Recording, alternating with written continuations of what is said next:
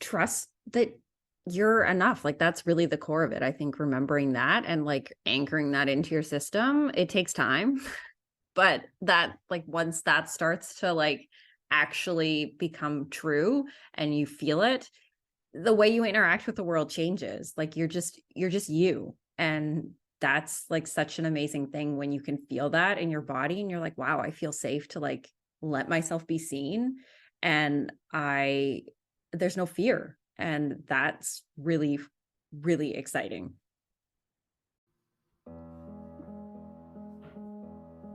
Welcome to the Mighty Emotions podcast. I'm your host, Giselle. I'm a certified emotions coach, and I teach you how to respond better to your emotions so you can feel better in your life. My mission is to show you how to work with your emotions to become more emotionally resilient. Your emotions are not designed to overpower you, they're designed to empower you. On this podcast, I share what our emotions are, how to understand them and work with them, and the tools you need to reclaim your power and get unstuck from emotional pain so you can find fulfillment in your life again. I'm so glad you're here. Now let's get into the episode.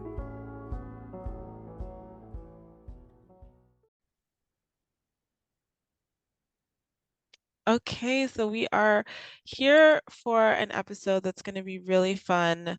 I have a guest with me, Victoria Hopkins, and we're going to be diving into who Victoria is as a human being, first and foremost. Victoria is a self-exploration guide. She is a mentor, a teacher, and an intuitive who's passionate about helping others remember their unique gifts. She is also the host of the Rewild Your Soul podcast, which is a show designed to activate and expand your frequency, community, connection, and storytelling to bridge the gap between the human and divine self. And Victoria is here to talk about her work, but really to share about her experience emotionally on that journey of self-exploration, so that anyone who is listening, who's also on that journey, can know that they're not alone, that we are human, and that there are others who have gone before you who have made it to the other side, or wherever we are now. We'll get into all of that in today's episode. So, Victoria, thank you so much for being here. Please introduce yourself to the listeners. Hey, thank you so much for inviting me to chat. I love having conversations like this. I feel like you did a really great job of introducing me in terms of like the work that I do. I'm also a mom and a wife and a human. Really, that's really what I think this conversation is all about, is like bringing the human back into healing and less of the airy fairy fluffy stuff, which is fun to kind of explore, but I think at the core of it we need to remember that we are human and there's so much magic and amazing experience that kind of go along with that human experience. Absolutely. And I'm just grateful that you're willing to be vulnerable because not many people are comfortable discussing, the nitty-gritty and discussing what it means to be human. So this is such a powerful conversation that we're having. I want to get into like your story a little bit more about how you came to be a self-exploration guide. It's been lots of twists and turns. I feel like that's kind of been my life. I realized recently that I was diagnosed with ADHD, so that kind of explains the million and one directions that I went as a teen, as a kid, and as an adult, of having these like wildly strange jobs that seemingly didn't kind of connect, but now I can see that they all kind of did, and they all were at the core of that sort of service and helping others. And I think that's really what I strive to do, is to like show up and support other people. But it started with kind of wanting to, I guess, quote unquote, fix myself. That's kind of how my self exploration journey kind of started, as I struggled with anxiety for many years, probably since I was a kid. So that's kind of what really kind of started this kind of unlearning experience that I went on, of just wanting to like feel better and to not feel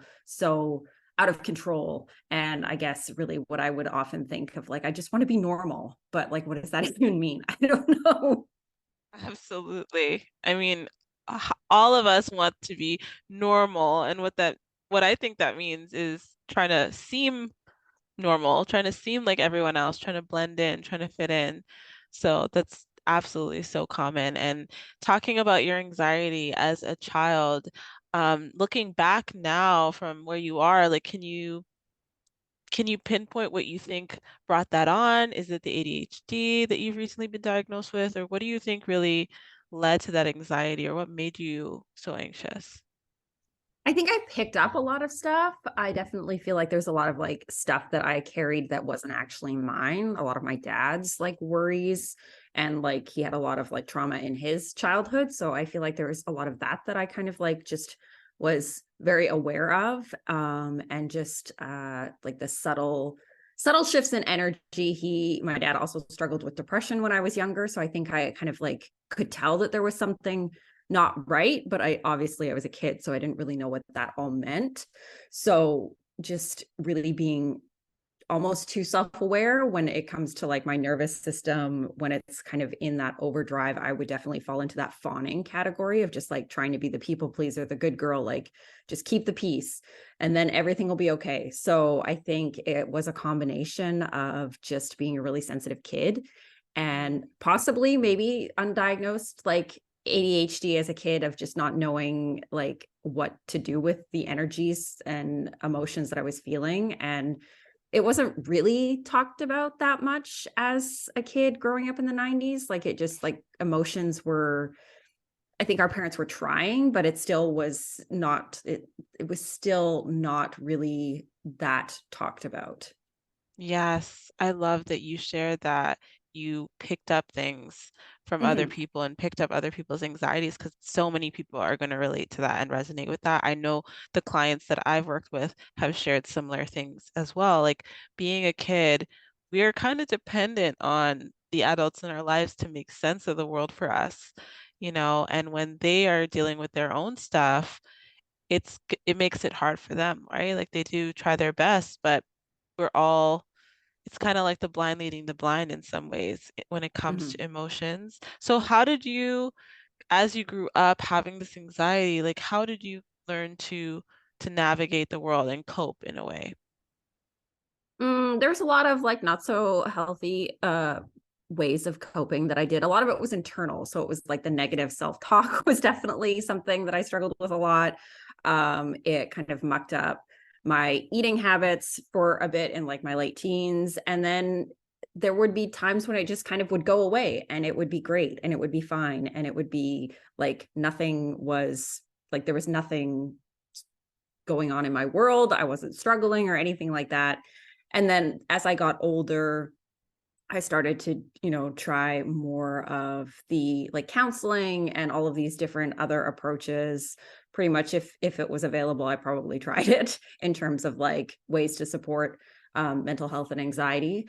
And eventually I just kind of I found a lot of it just wasn't getting to the root, I guess, really. Mm. Like it was just I just kind of felt like I was going around in a circle and it wasn't really solving anything. And I was still trying to outrun anxiety all the time, and that doesn't work. Yeah, it, I wish it did, right? I really No, wish it did. it does not work. So that definitely was a struggle of just like not wanting to feel. I think that was a big thing of like, I just don't want to feel this. So I would do anything I could to just kind of avoid that. And I mean, my vices were, I guess, quote unquote, like not bad by what standards, like we've kind of like the hierarchy of these vices that we've kind of put in, like watching Netflix or just kind of Mm. shutting down or like all of these other things, not like addiction or alcohol or anything like that. I didn't dabble with that because that made me more anxious. So in some ways, the anxiety kind of was helpful for that, but it still wasn't a great way of dealing with emotions or even really living. I wasn't really living at that point.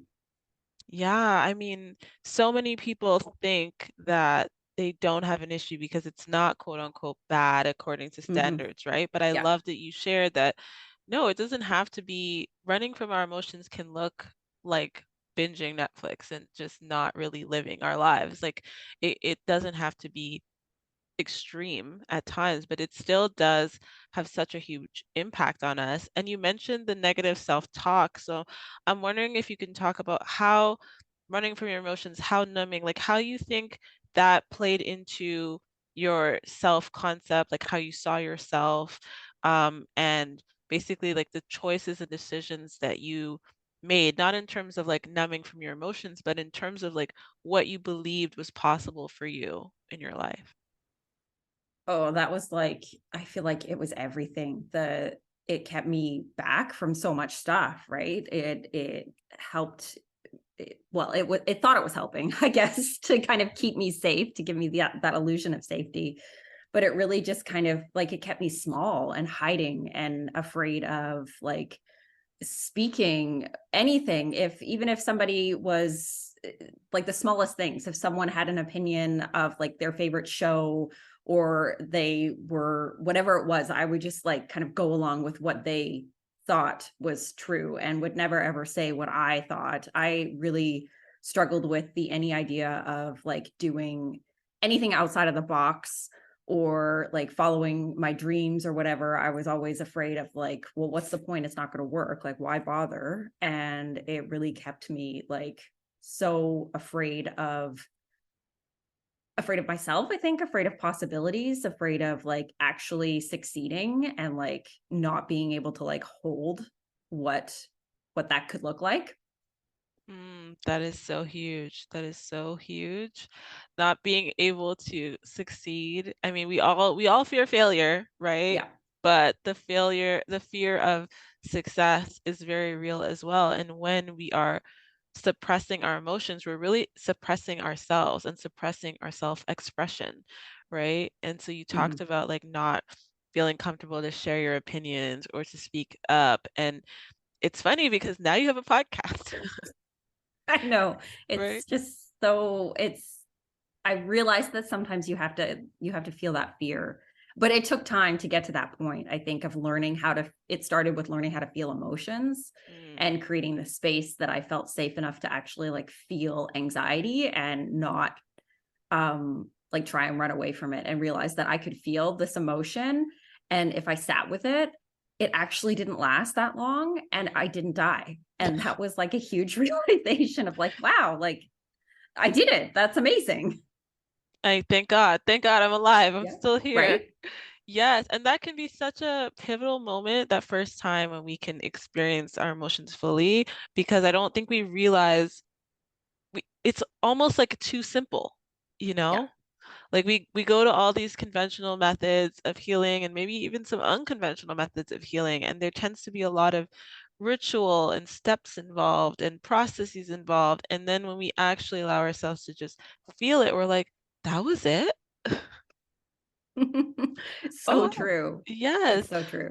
So tell me how your journey was like as you started to work with your emotions. How did things change? Because it can be, I mean, I share my story a lot, and people might think that, oh, it's so great. You just felt your emotions one day and things just got better and better, which in the big picture they did, but it was messy for me. You know, Mhm. the learning curve was messy. So, because I didn't have support, right? We're coaches Yeah. today, so we actually Yeah. can give people that space. But tell me, like, what was that experience like for you as you started to feel them? I think the big thing that I noticed that shifted a lot was my dad dying suddenly. I think almost 4 years ago now, and that kind of was basically the dam that broke everything, because when you're navigating grief, you're just so exhausted. You can't Yes. do anything but feel. And I think that as horrible as that experience was, it really was kind of like I feel like part of our journey together, and like the catalyst that kind of helped to move this experience along and showed me that I could feel things, like just like the anger and the sadness and all of these emotions, like that you didn't even know that you had, were coming up, and I had to feel them because there was no other option. So I think that really was an eye-opening experience. And then it just sort of happens, and it is messy, and there's so many things that that you go like your journey just kind of like goes, and you think you're good, and then something else will come up, Mm, and then you're triggered again. I had that happen like last like a couple months ago, my husband went hunting and I'm like, I'm good. I got this. I can handle it all. And I basically like cried the whole week and I was a complete basket case. I'm like, why am I freaking out? This is so like unnecessary. But there was something clearly that was going on. And in the beginning, when that was first starting, I kind of was like, I'm failing at this. I had these high expectations that I was going to like this, I was going to rock it. It was going to be great.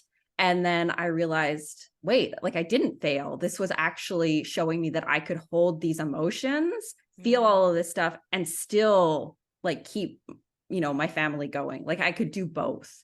And for a long time, I didn't think that I could do both.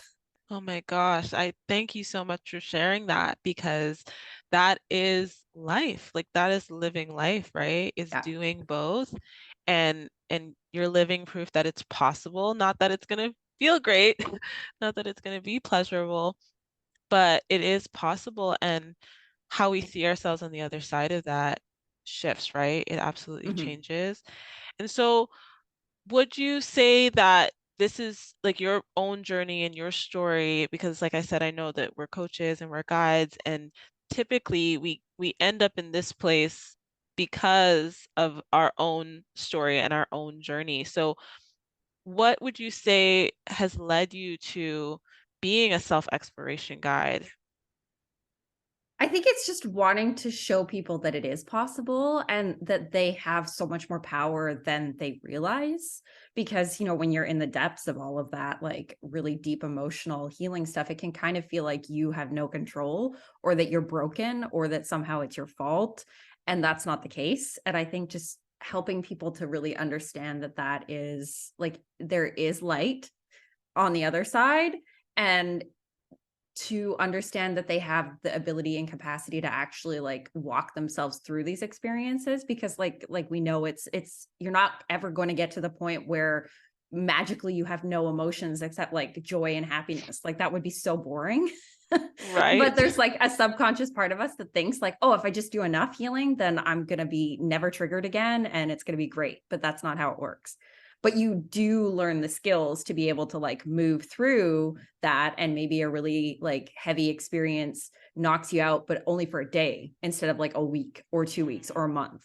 Right. So that I think is really helping people to like see like that it is possible and that they can feel their emotions and that they have the ability to heal. And I don't even know if I like the word heal because it just gives you that sort of like you think that it's done, but it's not Mhm. really done. It's just like that's why I kind of like the word self-exploration, because it is just sort of like you're just kind of constantly checking in, and stuff will come up and then you have the skills to navigate that. Yes, I love the replacement of self-exploration with healing because I have the same kind of like, it's a little misleading. The word healing is like as if it's done. I do believe that we can get to a state of resolution with Mhm. past things, but it doesn't mean that something isn't going to come up in the future.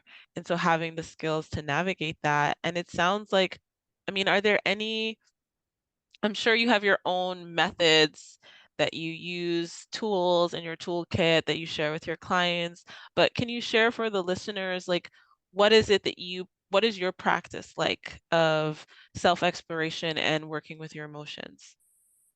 I think the biggest thing that I've really discovered is like being present in the moment, is like letting life kind of be your teacher is a really great thing. Like you don't need to go looking for things to fix, because being human and showing up and living your life is going to give you a really good opportunity to be like, there's something there that's like making me want to like cry. What's going on? Like that's really Mm, strange.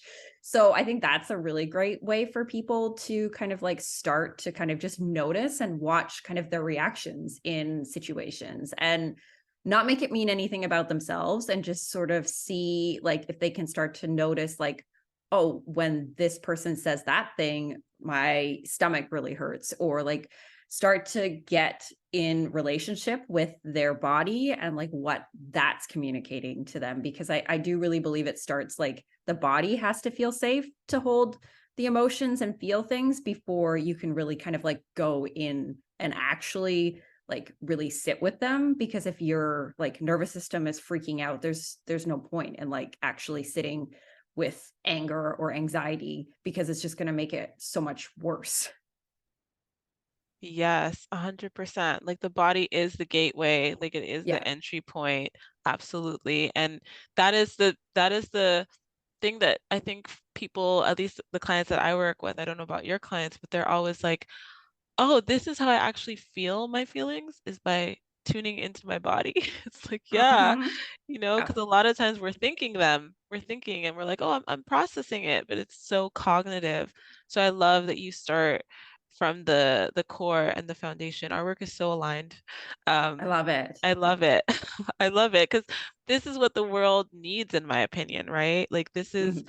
why we're here, is to usher this in and to help people along with this. So can you just tell the listeners a little bit more about like what your clients typically come to you for? What are the main things that you kind of support people with? Is it anxiety? Is it, feeling like they need to fix themselves?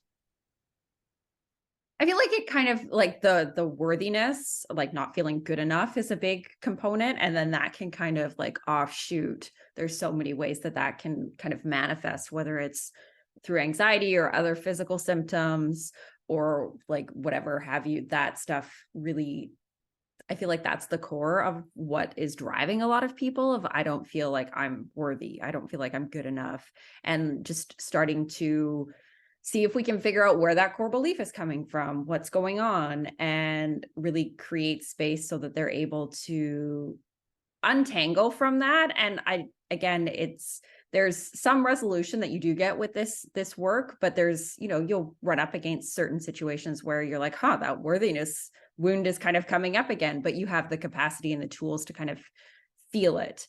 And a lot of it is just really slow. Like I really like, as it's not super glamorous work, I feel like, in some ways, like when you see some of the other like things that are spoken about in like the coaching spaces, it doesn't feel as glamorous. But like when you're building a house, pouring the foundation and putting up all of the walls and doing the drywall isn't really like the pretty stuff, but it's like so necessary. So that's kind of how I view this kind of work, is that you're really doing like the foundational pieces so that you can hold your big vision and feel safe to like be yourself and really kind of step into that like that wisdom and magic that you actually that's there all along. It's just got all of this stuff kind of like hiding it. Oh my God, I love that analogy. Like it's so true. We all want to like get to the paint, choosing the paint and like Yeah. decorating and what furniture we're gonna put in the house. It's like, wait, you need walls and you need a foundation that's solid. So that's so important. And I love that you talked about the worthiness piece because I think that Mhm. that is a huge factor when it comes to not wanting to look at our emotions and not wanting to explore ourselves deeper. So, if you're comfortable, can you share a little bit about your own journey with your worthiness?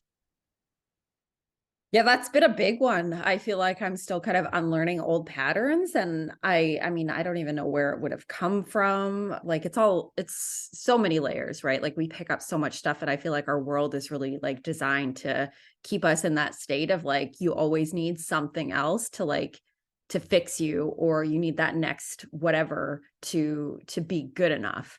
And it's hard to untangle from that and realize that that you're enough just by being you, and your productivity doesn't determine that. That was another big thing, and I think I can kind of relate that back to like ADHD, of like just feeling like it was so much harder to like human than other people. I would watch them and I'm like, it seems so easy, how can they do all of these things? And I'm like having struggling trying to remember to like switch the laundry over.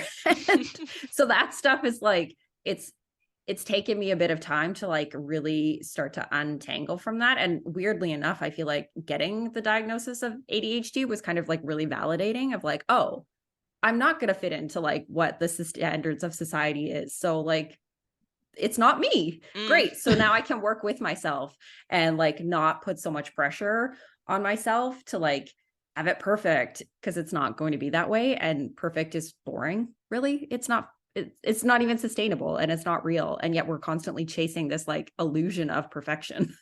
Absolutely. I mean, I think that just I'm laughing because I'm thinking, did I put the laundry in? Like I don't even know how to keep track of my day-to-day life, right? Like I Yeah. definitely am not perfect behind the scenes. And I think becoming a mom really tipped the tide for me with that because all of a sudden I had the same number of hours in the day, but twice the amount of things to do and three Mhm. times the amount of decisions to make. And it felt like it all fell on me. So there was a lot of emotions that motherhood, forced me to navigate.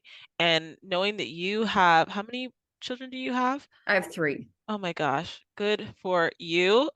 Can we just have a round of applause for that? Because I only have one and she's young and I'm like, I can't even imagine. So yeah, like what do you think, how do you think motherhood kind of factors into all of this for you? Gosh, I feel like it's such a trip. Um, I look back and I feel like, I mean, my kids are older now. So like the mother that they got when they were really little was definitely a lot more stuck in her wounding and not feeling worthy and all of those things. So I kind of feel a little sad, but then I remind myself that like that's just who I was. And clearly like it was all part of our journey. And we're learning together now that we can grow and shift and change. And but it definitely is a trigger, that's for sure. And just noticing the things that, the kids do, I'm like, man, I got in trouble for that. And now I'm freaking out about it. And it's just so funny to see how it kind of comes full circle. And it makes sense, right? Like those things that we kind of like got in trouble for as a kid. And then our kids do it. And our inner child is like having a little freak out because they're like, I got in trouble for it. How come you get to do it? Like, this is not fair.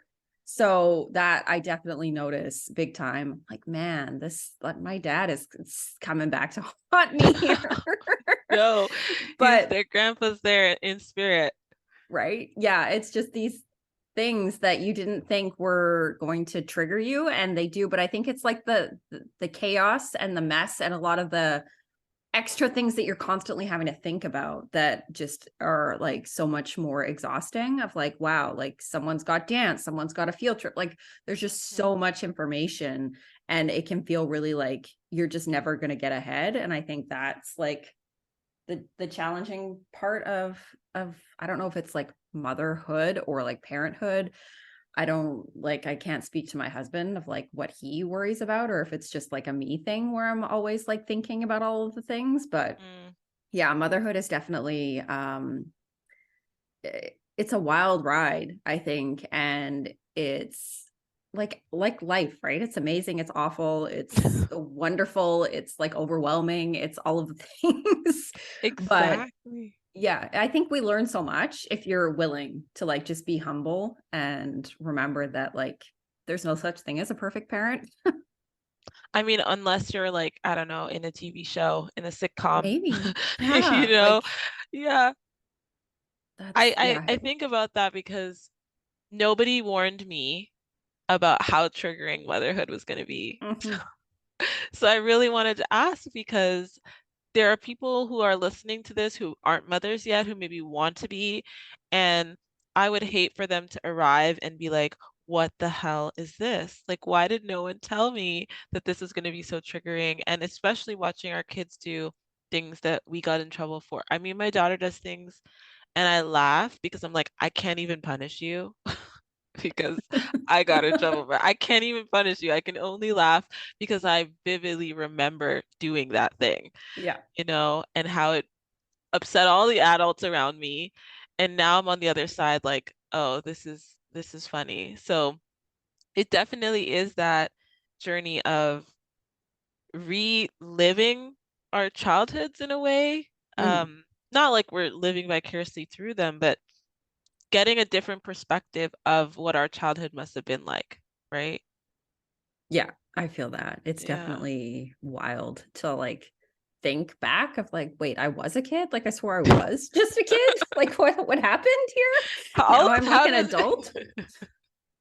absolutely. And then, I mean, I'm sure each of your kids has such different personalities and there's different dynamics that play there. And their emotions coming up. So like how do you navigate holding space for them? And it doesn't need to look perfect, but just what has that journey been like for you? I think it's really just like, again, like that, the more I can increase my capacity to hold emotions, the more I can hold space for them, and just really trying to like help them kind of name emotions and also be like, it's okay to feel emotions. And it's interesting to see how they all pick up, the ways in which you can navigate emotional experiences in very different ways. And I mean, at the end of the day, you can't really control that. I think that's another thing that I've really tried to remind myself of, like, there's always going to be something that your kid is internalized that you couldn't control, like for whatever reason. And we're just here to help teach them how to navigate that so that they can feel resilient enough to like feel their emotions and be with them. And it's definitely a learning curve. There's some things that I'm like, wow, that's really triggering. I can't handle you right now. I need a break. And thankfully, usually if I'm melting down and can't handle it, my husband can kind of step in, and usually one of us is able to relatively be like a calm parent. Hmm. So, and just, remember sometimes you kind of like, it's not always pretty and you kind of lose it. And then you're like, oh man, that was not the best response here. Like, so like modeling that, I think, is a really good thing for kids to know as well, that like it's not going to be perfect Mm. ever.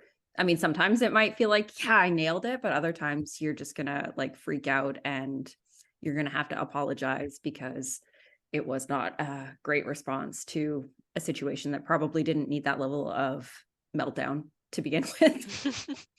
I mean, it depends on where you're at and what you're Yeah. dealing with, right? Like I tell people all the time, like our window of tolerance is really diminished if our needs are not met, Hmm. right? And it's so Yeah. hard to get time for ourselves and get our needs met when we do have all these responsibilities. And relationships are like the most distressing thing about life at times, I feel, right? Hmm. Like I think that the people that come to me, there's always some kind of relationship, whether it's with their parents or their kids or their colleagues, like our interactions with each other as human beings can be such sticky points and bring so much, like you said, triggers and having to navigate the emotions of that. So, how do you take care of yourself in those moments? I think really trying to make an effort to create that space. I mean, it's easier now that my kids are older. So there is that understanding of like, hey, like I need this time. Like it's okay if I have that time. And just understanding that like I do need more time alone to kind of like come down from life, just with how my energy works. And they're good at understanding that. And I think really recognizing that it's okay if we need that space to like just be alone. I think that's something that we try to foster, of like, hey, if they need that time alone, like that's whatever is going to help them kind of feel more calm is really important. So yeah, it varies, but it's just really, I think, learning how to tune into what your body needs and like honor that and not feel guilty about that too. Like that's another thing, because mom guilt is a big one. Mhm. And then also like trying to like be a business owner working from home. That's another, like that's a whole other layer of stuff. And just because really at the end of the day, like I feel like a lot of us probably start these businesses so that they kind of work with our energy. So you kind of have to untangle a lot of the like productivity. My value is tied to my productivity. So if I need to like slow down for a day and like rest, that's okay. Like that is another big thing that's really important, is trying to like honor where my body's at and like really make space for like letting that be okay. And I mean, exercise is a really like, I love it. And it's something that like I can really kind of stick to the different whatever it is, but like some kind of movement my body really kind of craves. And I find that that really helps me kind of like calm my energy down so that I can be present, and just like kind of come back into my body. I love that. I booked a Pilates class for tomorrow because I I need it love as it. well. I love I it. realized like, okay, this week has been a lot. I need to move. I need to go and do something that makes me feel amazing and connects me with my body. And I do things on a daily basis, but you're right, exercise is such a great tool, right? Mhm. And there is so much on your plate. I mean, the role of mother and wife and human and business owner, like there's always these things that we juggle, and then the emotions that come up with those things, right? Which is why I wanted to Yeah. have this conversation, because everyone, even if the specific life experience doesn't look the same, whether you're in school and you're juggling school with a job Mhm. or whatever it may be, we can't avoid, the demands that life places on us and the emotions that come up with that. Um, so I want to talk a little bit about your role as a self-exploration guide, and how, when people come to you to deal with the worthiness and they're navigating all of this stuff, can you give the listeners a little bit of an understanding of like what your process is? So again, like we talked about a little bit before of like really coming back into the like body, like just kind of getting a read of like what is their life like right now? Like how much capacity do they have to start to like feel their emotions, like what's going on there, like, or do we need to focus on like the body and like creating tools and practices and things that really create the level of safety that they need in order to feel things. So it's going to vary from person to person, but those are kind of like that's the main area that we kind of start with.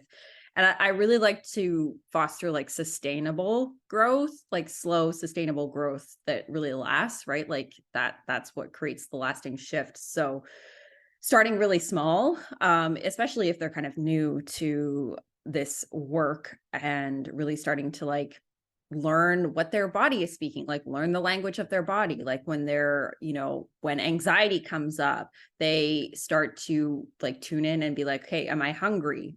Do I need a nap? Like what's going on here? So we Mm, start with that of just starting to like really observe everything in their life and kind of like notice what's going on, because until you start to like really like notice the sensations and then the emotions and then the thoughts that those things kind of like trigger, it's going to be really hard to figure out like what's going on in the system.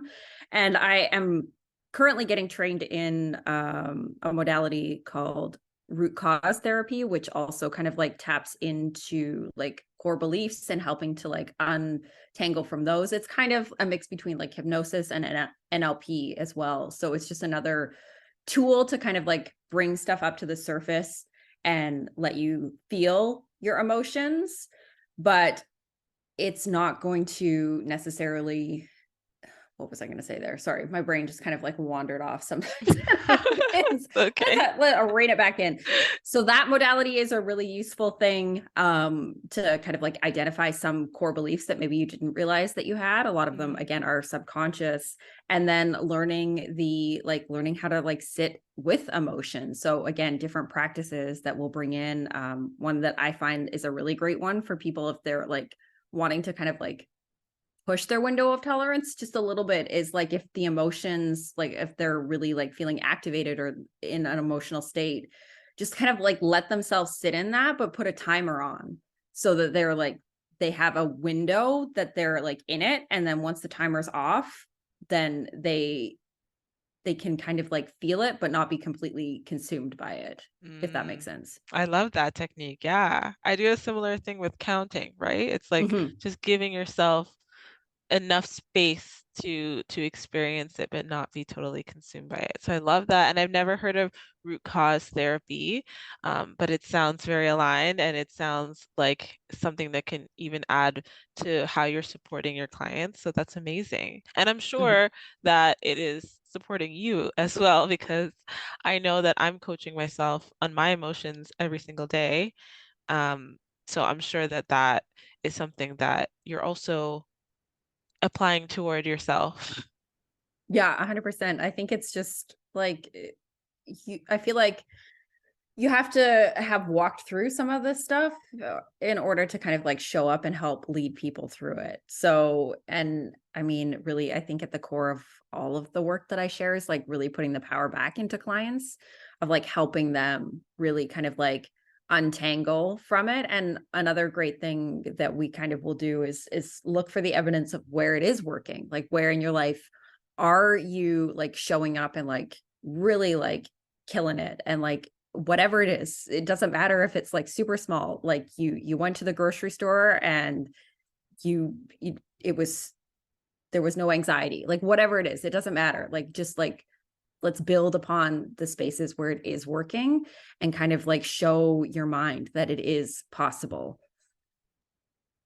Absolutely. It's so important to celebrate the wins and celebrate it because, again, it's about holding all of it, right? Like we're Yeah, making space for the uncomfortable emotions, but it's also about learning to embrace the amazing ones, the joyous ones. And so yeah. that's so incredible, Victoria. And I hope that everyone listening to this can see that behind everyone that's helping others there is a human being who has had to walk that journey and continues to walk that journey and is just doing it intentionally, right? So that they can show Yeah. it for other people. And like you've said many times, it's not about perfection, it's not about being done and being perfect, but it's about being willing to do the self exploration and keep looking at what's showing up and keep learning and getting more and more information about who you are and what you need, right? So I just really appreciate you for showing up today and being vulnerable and sharing your heart with the listeners. And for anyone that is interested in maybe working with you, can you just share a little bit about what your offerings are and how they can get in touch with you? Sure. I assume everything will be linked in the show notes. So I'll Yes, send absolutely. all of that out to you so that they can easily find me. I'm most active on Instagram at Victoria J Hopkins _. And I do have a couple of lower cost mentorship containers. I kind of shifted my prices and dropped them quite a bit because I just felt it felt really exciting to me. To be honest, that's that I really feel excited about this. So there's a couple of different programs from like 1 month to 6 months where people can work one to one.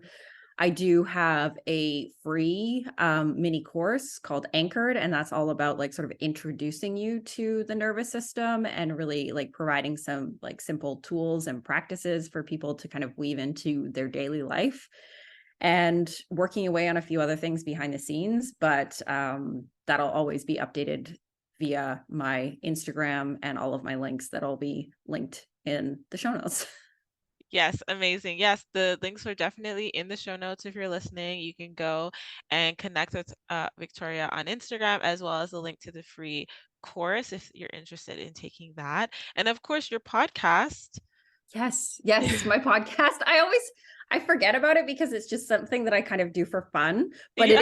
it is also a way that you can kind of connect with me as well, rewild your soul. And I just love having conversations with me. It kind of feels like just like a coffee shop chat with friends. But I love talking to all kinds of different people and just listening to them kind of share their journey and their wisdom and medicine that they bring to the world, because I think yeah, everybody's going to have something completely different, and it's there's very human experiences shared through it, and there's also like more of the spiritual like stuff as well, and you can kind of you get to be both. You get to kind of like connect your heart and go with where that's leading you basically, and that's what I feel like all of my work kind of centers around as well. Yes, and I was lucky enough to be a guest on your podcast. So I Yes. will link that episode below as well, so people can get an entry point to your show. And I love, love, love your work, Victoria, and it's so necessary. It's so needed that there are people who can hold space. Because, like you said, there are a lot of interventions, but they're not they don't get to the root, right? Like let's Mhm. just be honest. They Yeah. don't get to the root, and both of us have gone on journeys where we have tried many, many, many things. Um but it wasn't substantial, and so we've created it and we're putting it into the world. So thank you for showing up the way that you do and for helping uh you know the beautiful souls that cross your path. So if you're interested in working with Victoria, go to the show notes, check out those links. Thank you again for being willing to be here. And is there anything you'd like to just leave the audience with? I think really just trust that you're enough. Like that's really the core of it. I think remembering that and like anchoring that into your system, it takes time, but that like once that starts to like actually become true and you feel it, the way you interact with the world changes. Like you're just you. And that's like such an amazing thing when you can feel that in your body and you're like, wow, I feel safe to like let myself be seen. And there's no fear. And that's really, really exciting. I love that. Thank you again, Victoria. And thank you so much for listening to today's episode. Again, head to the show notes for all of the links, and I will see you on another episode. Thank you so much for listening to today's episode. It would mean so much if you could subscribe, leave a review, share with your friends and family, and let me know what you think by going to my Instagram at mighty_emotions and connecting with me and letting me know what you loved about today's episode. It really means a lot that you support this podcast, and I love coming to you each week with a new episode. So be sure to subscribe, let me know what you think, and take care of yourself.